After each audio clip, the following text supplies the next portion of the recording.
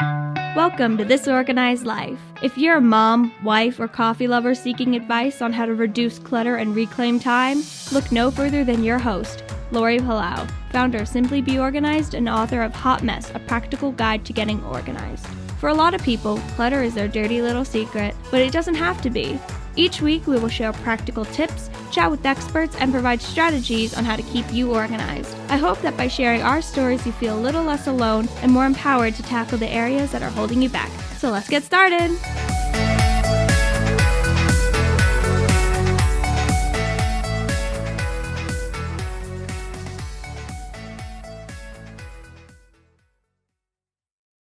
Hi, everybody, and welcome to today's episode of This Organized Life podcast. I am your host, Laurie Palau, and back by popular demand, sitting in the co-host seat next to me is none other than the Joshua Palau. Hi, I'm so excited to be back. Anybody watching on YouTube sees Joshua's bald head, just shaved for St. Baldrick's. How much money did you raise this year for pediatric cancer research? So far, we're at $26,000 Nice. for me, and there's like company matches and some other people who are waiting. So hopefully I'll get to 30. Yeah, why don't you tell our listeners before we get started in case they're like new, and I've referenced that we do a lot of charity work, but why don't you just give a little plug for what we do and what you do specifically? So for the last 8 years, did I get that right? Yeah, 2015 was the first year. So for the last 8 years, your fabulous host over here does a big charity event in our town for the St. Baldrick's Foundation. If you're not familiar with that foundation, it's a foundation that's specifically designed towards research for pediatric cancer. Because right now, if you get pediatric cancer, odds are you're getting an adult treatment because only 4% of federal funding goes to funding research for pediatrics. And as you can imagine, imagine giving your child an adult Tylenol versus children's Tylenol, except way worse. So we got involved in it years ago. You made it this little thing that only a couple of people attended into this big giant event for the whole town, honoring a couple of kids that were in school when our girls were in school. And then we had another family from Doylestown join. So it's gotten a lot bigger. It's a great event. It really brings the community together. The amazing part that I've said recently is how it stayed the course, because those children who passed, like, nobody knows them or their families anymore. We're all older. Our kids are out of the school, but the kids still get excited about it. When we were doing a Friday night setup, I forgot to tell you about this. A bunch of like the nature club was walking through, like, I don't know, 3rd, 4th grade kids or something like that. And they were looking around. They were like, oh, St. Baldrick's tomorrow. And like, they just know. And so it's great. I get a lot of compliments for the fundraising that I do. Talk about why they shave their heads. Oh, sorry. So you shave your head to raise money for cancer. So basically, you can raise as much as you want, but at the bare minimum, I think we ask for like $50 of raising. But you get kids who shave their head, they raise $500, they raise $1,000. You get some women who come in and do the donate for $8. But basically, we make money in a lot of other places for the charity, but the big driver is having shavies come in and shave their head. So I have the good fortune of having just a big giant network of people who love my hair and always want me to see me cut it off. And I've got people who've donated every year. On the best years, I've done like $60,000 last year. Well, in the very early times, it was lower, but I have the good fortune of just simply having a great network, but also a lot of business connections of companies that have their own charitable funds, so they donate as well. My biggest piece of advice whenever I talk about this stuff is just ask. I mean, that's the thing. People are always like, "What's your secret?" And I was like, "I don't have one." And it's not any false humility. I just literally ask people, and every year, it's very rarely like 5 people who donated $5,000 or 5 companies that donated $5,000. It's typically 100 people donating $200, $150, like $25, and it just all adds up. I was just scrolling through my list today, and I think I have 70 individual donors. Wow. And again, like, I think the highest one was a corporate donation of $2,500, and then one of like $4,000. But the rest is just little donations here and there, and they all just add up to make a big difference. I love it. So thank you. And thank you for all that you do. Thank you. So, all right. But now that we've gotten through that, I asked Josh to come on the show. Well, because everyone likes when he's on. So of course we want to have him back, but we're going to be kicking off a series for the summer. And I didn't actually give him a lot of prep. He's really kind of unprepared, because we're going to be entering this series where we're going to be talking about how different people with different like neurodiversities, specifically with ADHD, adult ADHD, navigate organization and where they struggle and what their own kind of secret superpowers are and how they've adapted to stay, whether it is staying organized from a time management perspective, whether it's being organized with their homework for kids, whether it's staying organized in the workplace with physical stuff, whatever it is, how different people are navigating it. So we're going to be lining up we're in the process of lining up a bunch of different guests who have different skill sets, different experiences, and just letting them share their stories, because like anything, there's not a one size fits all. And it's not like, well, if you have ADHD, this is your problem or this is how you handle it. Everybody's got their own things that they struggle with and other things that are like, yeah, that's not a problem for me. So I want to just really hear from the masses out there. And as somebody who does a lot of work with people and lives with a couple of people with ADHD, I thought it'd be great to start at home. So we're going to be bringing Logan on in a couple weeks, but wanted to start with you to kick off this series. So why don't you just talk a little bit about your experiences with ADHD? What's neurodiversity? Is that what I am now? Well, it's a broad term that defines like how your brain works differently. Oh, so I like ADHD is a neurologic disorder, and that might not be in the DSM, so I could be screwing that up, but it's different. It's right. Yeah. So it's come a long way since my mom saying I'd answer my pants. It just held me down. Yes. Okay. Good. Yes. Now that would be considered abuse. Yes, exactly. Okay. Just so I'm neurodiverse and regular diverse. Yes. So yes, I mean, I guess like most ADHD people, like I struggle with staying on task or like keeping things in a, do this task and move on to the next one. And it's funny because even as years have gone on and phones have become so much a bigger part of our lives, like it's not always like I'm doing something and then I go to get distracted by my phone. A lot of times I literally will start emails. I'll type 2-3 sentences and then I'll go back to my inbox. I'll open up a different email and I'll start responding to something else. And I don't know why my brain works that way. It's definitely not good. So it's not like, can I interrupt you? Yeah, please. So when you're doing that, because we've discussed this off camera, did you get like a notification that like, oh, I have an email, like something came, like what triggered you? No, it's even better. No, because so a tip that I got long ago, and it wasn't from ADHD, it was more from productivity, for when you have your email open, there's always that little, the preview thing that pops up at the bottom, or the thing that says you have a new message. So years ago, someone was like, you know what, turn that thing off. Right. And I started turning it off and I was like, wow, that actually did stop me from like going and seeing that notification and moving. That being said, it's actually worse. No, there's no notification. I'm just like, I'm typing. I'm like, oh wait, there's that other thing. Let me go back to my inbox. Or like, there's just something. There's got to be a little touch of OCD in it, in that like I have to like move 2 screens over, and sometimes it's more than 2 screens. That's why I don't think it's a true OCD of like, oh, I'm in this email. Let me check this email, and now I'm back in my inbox. And oh wait, I forgot to do that. So sometimes I'll simply just open the email because I need to just to have it like open so I know to respond to it. And then sometimes I'll open it, I'll hit reply so I know to reply. But I also know that there's been many meetings I've walked into where it's been like, so like, what do you think about what I sent? And they're like, we have no idea what you're talking about. And I go back to my computer and so are they in your drafts? Like, so do you get in the habit of like, because again, from a like systematic perspective, if I start typing an email and then get distracted or my phone rings and it'll go into my drafts. Nope. Just sitting on my inbox, just never click send. And there's ones that are fully written that I've written what I'm supposed to say. I have, said salutations. I don't say salutations, but I just don't click send, and I don't know why. Huh. Yeah, it's a new one. But anyway, so my go-to is to really just try to, and I know this sounds so silly. It's like telling somebody to calm down. Like I'm really trying to focus on like, get this one done. Don't go on to the next one.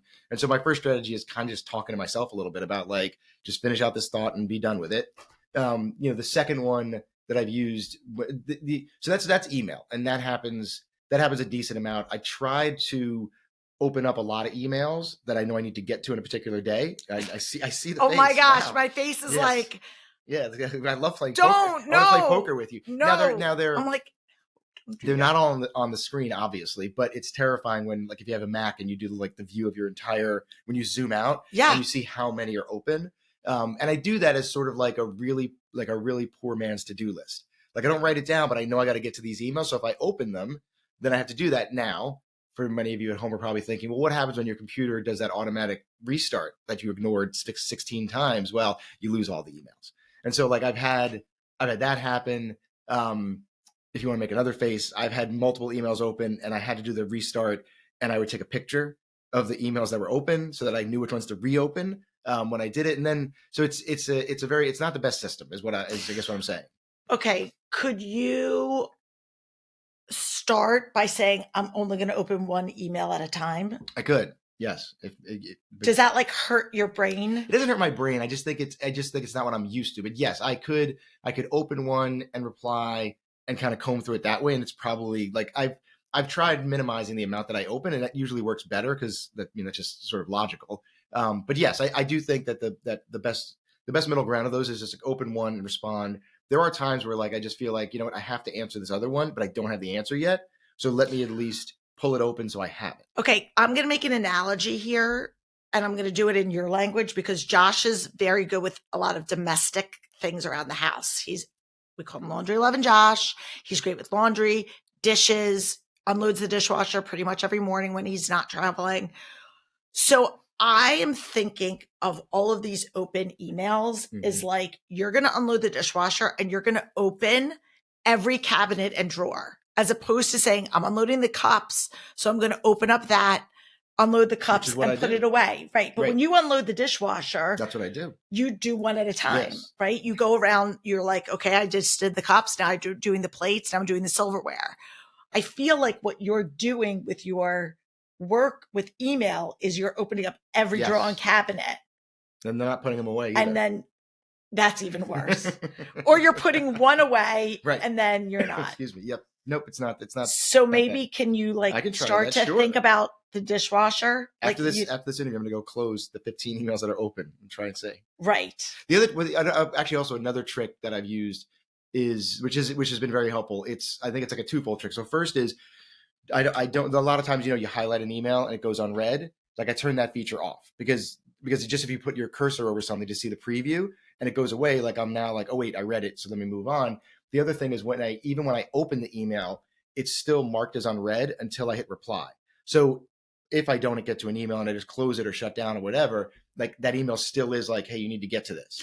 Do you, how do you, because you're in meetings a lot of the day, right? So how do you handle when are you have certain pockets of the day? Let me rephrase that because I'm like, bleh.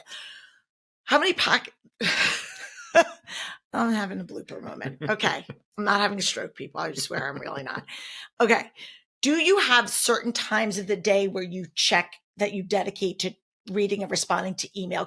Because your schedule is you're in meetings all day and email comes in and it's like drinking from a fire hose. Do you have a particular strategy around that? And it might not be like every day, but what does that look like? No. So, and by the way, I'm like, I don't feel like I don't have good answers, but I think it's actually helpful because I think you can figure out what to tell people for an advice standpoint is because there's two things that happen. So first is, no, I don't. Now there have been times, so when we were in office more frequently and I didn't bring my laptop, which for many of you, I know, like there's a whole laptop culture where you're all in there. And even though you're in a meeting, you're all answering emails. So it's like, it's this crazy world of multitasking and but there were times where you just couldn't do that. So I would try to get to them at the end of the day. And even with the work from home environment, especially recently, I've basically not answered emails. And at the end of the day, I try to go through as many as I can. And I find myself working later than I want to, but I'm sitting on the couch, I'm just typing emails and I didn't, go back and forth for an hour and a half in the car. So that does some time savings. But what I will say has become worse, but it has nothing to do with answering emails, is you're on Zoom and your emails are right there. And so it's like you're able to multitask in a way that you weren't able to because you're still engaged so in an office, sometimes people would say hey, can you close that? But here, I can't close it because it's what I'm doing. And as long as I look like I'm engaged and I'm actually answering questions and I'm doing things, I can go answer 5 or 6 different emails, but it does end up being more distracting. So I feel like probably what a lot of people with the ADHD or not struggle with is now you've added the meeting on the computer. Right. So like, how do I not look to the right and go, wait, like there's 2 emails, or wait, I got to finish this PowerPoint right now, and I'll just do it because, I'm not the main presenter. I think that's a really hard thing. Yeah. Again, I talk a lot about like how willpower doesn't work. And I think everybody tries to willpower things, right? You willpower it with food, you willpower with whatever, exercise. And it's, after a while, that's not sustainable, right? We're not going to do it. So it's, what are the behavior changes that are going to help you, or the mindset shift of like, nope, this is not the time for me to do it. And I know for my own self, when I'm on site with a client, unless I'm like taking a break for lunch and I'll check my phone to see email, like I don't really respond to any emails at all when I'm on site with a client. When I'm working from home, I'm more engaged back and forth with my emails. But on those days that I'm out of the office, when I come home, I'll block like an hour, maybe 2 hours to read and respond. And I find for myself, when I say I'm blocking this amount of time, so I kind of need to get it done, as opposed to like being more passive about it when I'm in the office, I'm more effective. Yeah. Because I'm able to focus. And again, there's no one size fits all. I'm just saying that works for me. I find that I'm able to still respond in a timely manner. People are still able to get what they need. Obviously, if there's something really important that I'm waiting on, that's a different story. But majority of emails that we are reading and responding to are stuff that aren't life or death situations. Oh yeah. So as long as it's within like a 24-hour period, I feel like that's... And I told my team, like, listen, if there's something that's in there that, because I also think like you need, this is also like, it takes others to help you too. Like I told people, hey, if there's something that's important, if there's something that you sent me a while ago and I didn't respond to, like, don't feel bad about sending it to me. Again, don't feel bad about reaching back out, because I do think there's just too much. The volume of it is just hard to keep up with. I know that's not an ADHD tactic. That's just like life. But I do think it's helpful for someone who has ADHD to say like, hey, like, okay, so-and-so just sent me like the 3 emails that they were like, you got to answer these. And like, now I can just basically try to say, okay, these are the only 3 I'm going to focus on for right now. Do you find, and obviously we're talking more about workplace, and that's what I want to talk about in this episode, but I mean, I can speak that like, you're not a disorganized person when it comes to like your clothes and like stuff around the house. Like you're very organized with that. So where do you feel like your ADHD-ness shows up? Like, where does that really... Yeah, I think it's because, I mean, it's a good question now. I mean, I guess a part of it is simply just like the task of, like you were saying, like the task of putting away the dishes in the dishwasher, the task of putting away laundry. It's sort of like I'm in that moment, and I, like, unlike Logan, won't just go wander off and go do something else. Do you think it's physical because you could see it? Like email isn't? So. Yeah, like I think it's so. Also, like with email, it's just so much easier to get distracted because they're all over the place and they're all there. You know, like that's, I think that's probably the reason why I'm more organized in task completion. Maybe it's not organized, but like I'm better at task completion in the I guess the offline world technically, than I am in the online. Well, with world. Physical stuff, yeah, I would say in more physical stuff, you're not disorganized in your space. Yeah, like I won't even. So when I come home from the grocery store and I unload the groceries, like I won't go to the recycling bin until everything's put away, because even if it piles up, like the stuff that I empty, because I'm like, well, wait, no, I got to finish this thing here, and then I'll go put that stuff away. And then if I got to go to and then there's a whole thing inside my head where it's just like, and then wait, on the way to the laundry room, is there something I have to get there? And then like I'll try to bunch all the trips up together to be more efficient. But when it comes to emails, they're just in there haphazardly. Yeah, and even when you do laundry, yes, ladies, he does laundry, but don't be jealous. You go from start to finish. Like you look down to the like, okay, it's folded. Now I'm going to go put it away. Yeah, try to. I mean, that's like a big, and that's a little touch of OCD, but it's, in the spectrum of things, it's not the worst thing. Yeah. But again, I feel like it's very interesting for me to just observe. I don't really know if there's like a, result from it, but just an observation that your physical, when it comes to physical organization, you're very systematic. Right. You are very good with follow through. You see something through from start to finish. But when it comes to the digital world, which is funny because that's the world that you live in, that's the part that has a lot of distraction. Yeah, that's the one. And then like, I don't know if you want to switch topics, but Yeah, then you also can. like also to-do lists and managing tasks. Well, Like that's been a thing. That's a thing. That's So- always been a thing. All right. So why don't you talk a little bit about the to-do list? Oh, wait, before I go into that, one thing I have been trying, and it's just about not dedicating. It's about actually like being vigilant about it, I guess is the way to say it, is I have tried the timer system. So like if you just open up a Google tab and you just type in a timer, just search for timer, like Google just pops up a timer. And so, especially during St. Baldrick's season, I was like, in the morning, I was like, okay, I'm putting on a timer for 20 minutes, and I'm going to do 20 minutes of fundraising, emails, posts, what have you. And then when the timer went off, that would be it. And so that would help me to not move to the other tasks because I saw the timer going. And so I know I have to get it done. I think my problem with that has been, well, one, just being vigilant about it. But the other part of it that's a problem is like, I don't really know what the right timer is to set. So like the right amount of time. I do, because most everybody that donates to me is someone I have some sort of personal connection with, even if it's a very minor one. So like I do try to do some customization on the emails, but the reality is the emails are mainly the same, right? It's like, hope you guys are well, like, here's where we are fundraising. So my point is like, sometimes it takes me 2 minutes to just cut and paste an email and change the name. And sometimes it takes me longer. So it's just about finding that right time. So that's just another thing I think could be helpful. But you like, now that St. Baldrick's seasons are wrapping up. Yeah, I got to do that now for work stuff, maybe. That's what I'm saying. Like, Yeah. do you use that if it works for maybe? I need to. Yeah, maybe it's something that's the second thing I'm going to try when I'm done with this. Okay. I'm going to try timers. So that's another one. So to-do lists are like, so this has always been the bane of my existence, well, I don't think it used to be. I think it got way worse. Like I was definitely a to-do list, write it down person.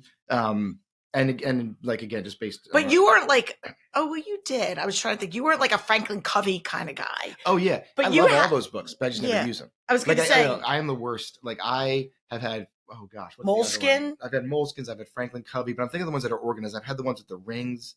Yeah, what was that? I forget what that one was. Levenger's. Oh yeah, like I want the fancy one with all the grids and the things, and I buy the whole kit. And I barely use it the way it should be used. You never tried that bullet journaling stuff, did you? No, never tried that. No, and the reality is, and this isn't a probably not a good thing. It's definitely not a praiseworthy thing. Like I don't take notes in meetings, and so that started to become not really now, and like that started to become the issue for me when it came to like to-do lists and notebooks. Is like I don't use them, and so if I don't use them, I know what you're going to ask next. But if I don't use them, then like what am I doing for my to-do list? So I used to be. This is where you used to make fun of me. Like the one system outside of just a regular piece of paper with tasks on it, the two other systems that worked the best for me, one was Wunderlist until it converted over to To-Do. I know they screwed that up. Now, however, though, I've started to use it now. Oh, I have to take a look at that. I've used To-Do and it works.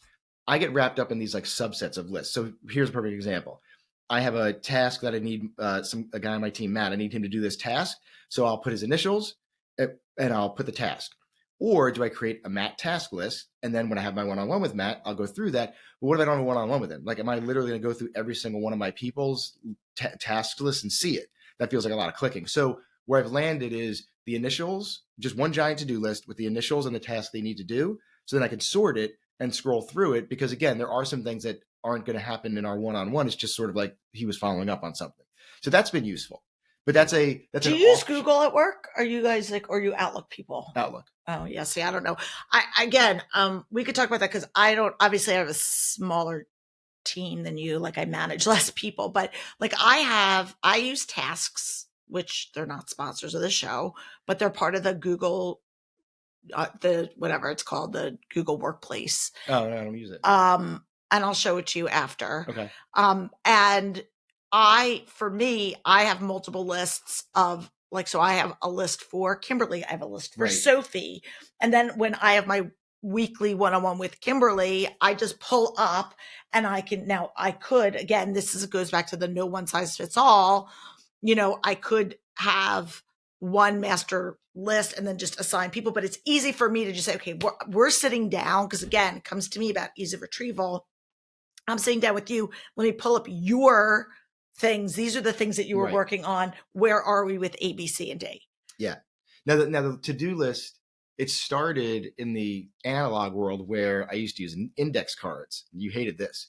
And I got a little index card holder. I just think it's. Yeah. Well, so this one, I always liked this one for two reasons, and I haven't gone back to using it. Partly, I guess I'm not going to blame work from home, but like I feel like that might have been a part of it. Is that so? Going back to that the task list, like I'd have a list of index. I'd have a bunch of index cards.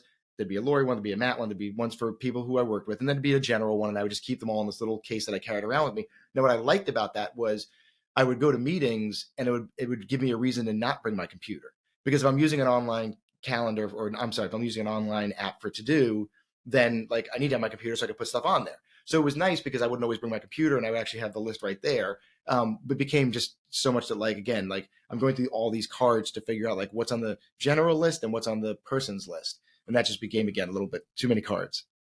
So did you just like whip a card out and be like, this is your card. I would say, this is the card with your stuff on it.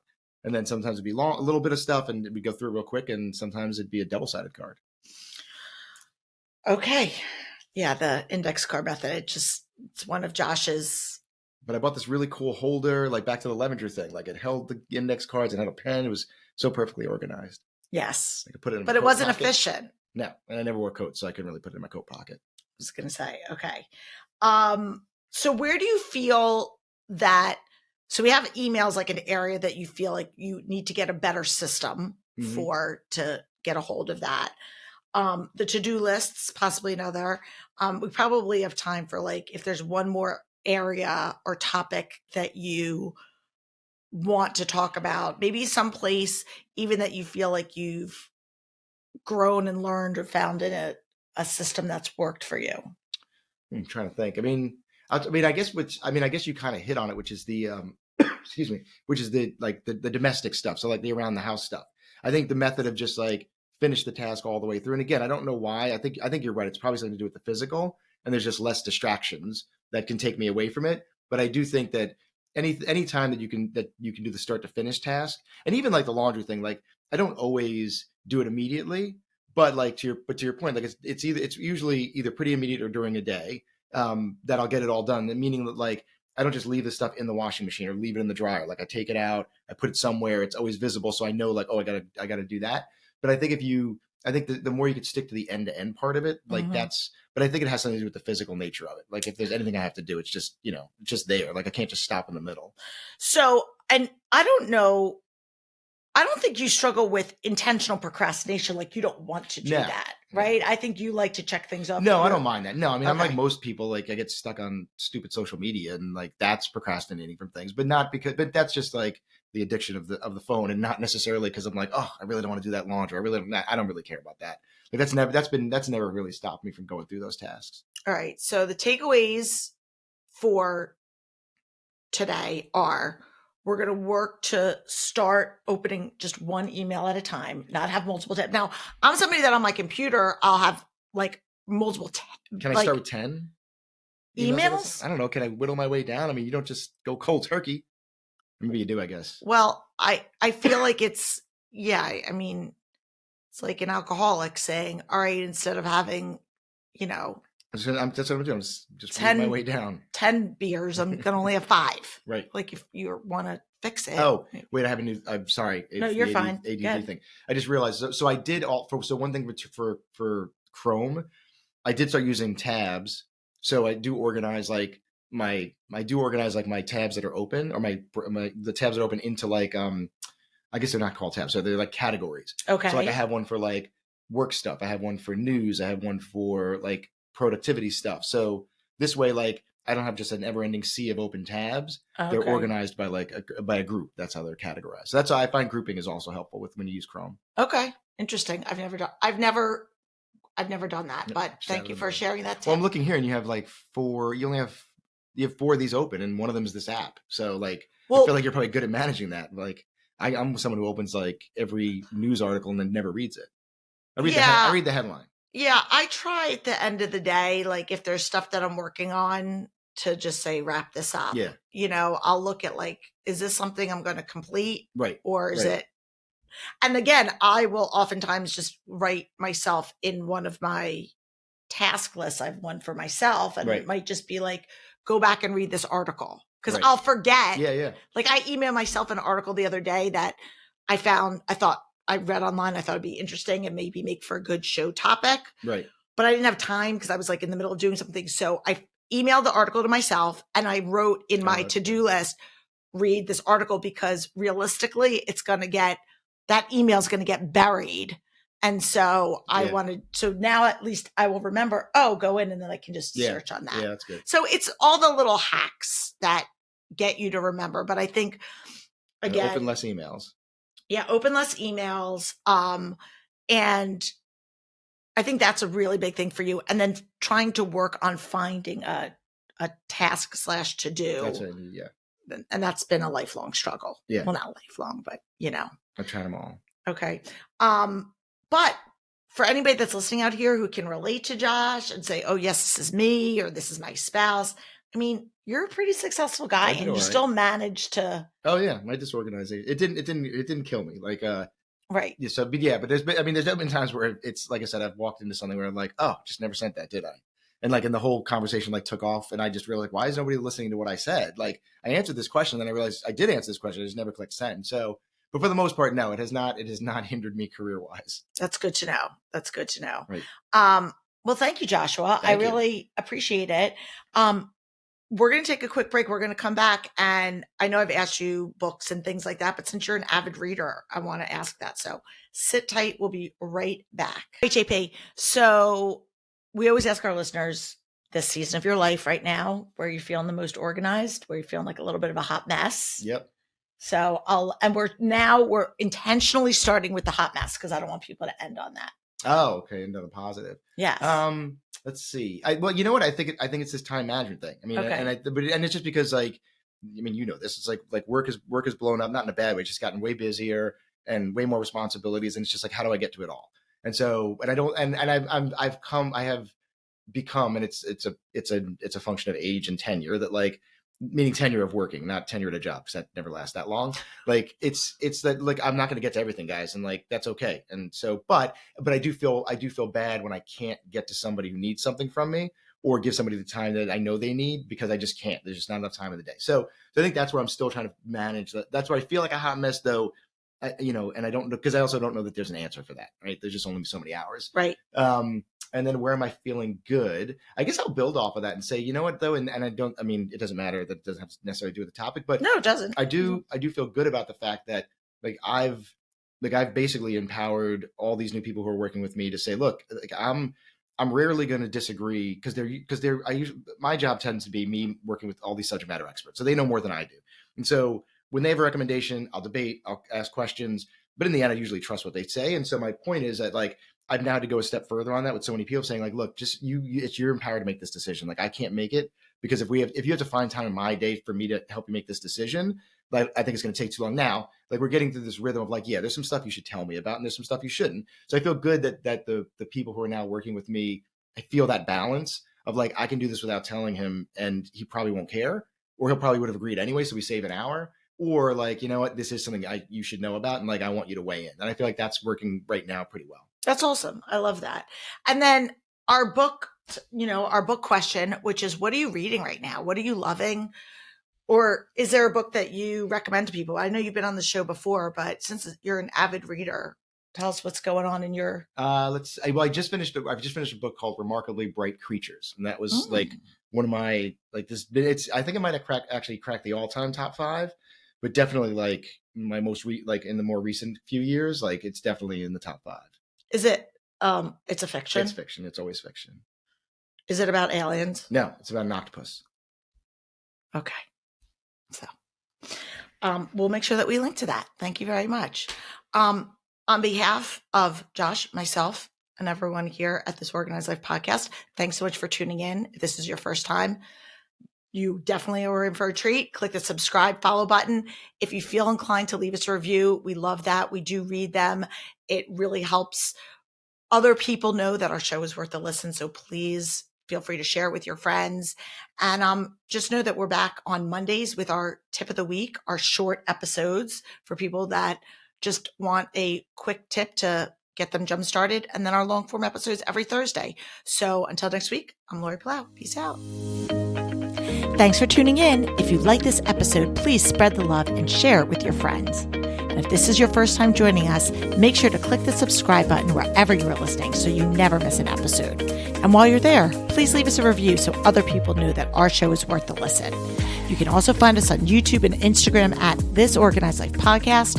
And if you'd like to connect with us, you can head on over to our website at simply the letter B like boy organized.com, which is filled with tons of resources, including free downloads, checklists, links to our amazing organizing partners, and all of our digital offerings. I'll see you next week for another episode of This Organized Life.